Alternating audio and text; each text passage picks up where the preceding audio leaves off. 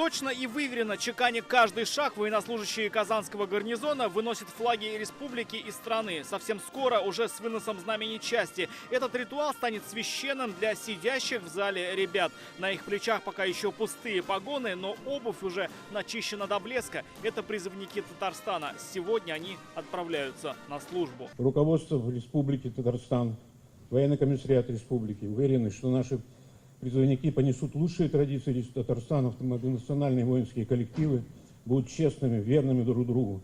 А вашими успехами будут гордиться родные и близкие.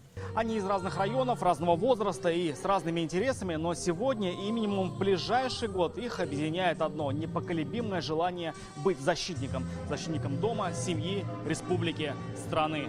Черную форму и полосатую тельняшку сегодня впервые надел Динар Фаттахов из Нижнекамска. Парню 22. На последнем курсе института взял академический отпуск, чтобы отправиться в армию. Что такое патриотизм, знает не понаслышке. Сейчас на СВО двое его близких родственников. Хочу защищать свою страну, своих близких, родных, друзей. Мечтал о море и попал на Черноморский флот и казанец Анвар Александров. Парень потомственный военный, но с этого дня в их роду он первый моряк. В своем образе романтика, работа в море привлекает множество людей. Любой парень, мужик, мальчишка должен быть смелым и постоять за свою родину. Я думаю, это школа жизни.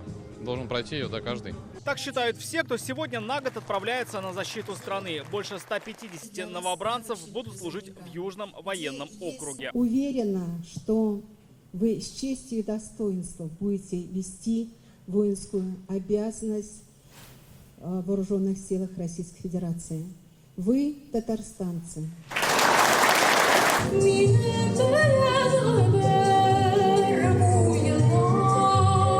Ребята поедут в составе эшелона. Дорога до воинской части займет более 2 суток. Специально для призывников трехразовое горячее питание в вагоне-ресторане, настольные книги, свежие газеты и журналы.